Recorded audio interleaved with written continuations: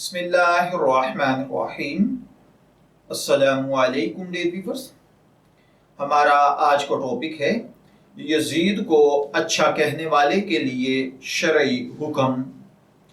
एक शख्स है जो यजीद को सही समझता है और वो ये कहता है कि यजीद भी सही था, तो इससे ताल्लुक़ रखना, उसके साथ नशिस्त व बर्खास्त करना, उसके घर जाना, उसके घर का खाना पीना ये जायज़ है या नहीं।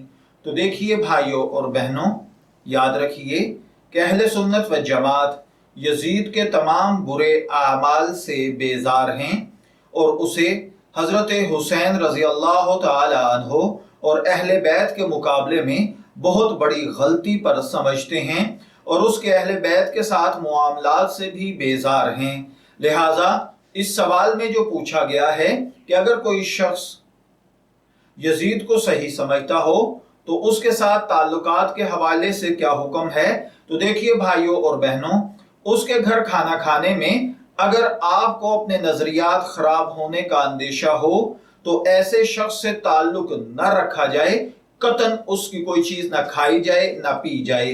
मैं दुआगो हूं कि अल्लाह ताला हमें इन बातों को समझकर इनके मुताबिक अमल करने की तौफीक अता फरमाए। शब्बीर अहमद को इजाजत दीजिए, फिर हाजिर होंगे किसी नए टॉपिक के साथ। तब तक के लिए अल्लाह हाफिज।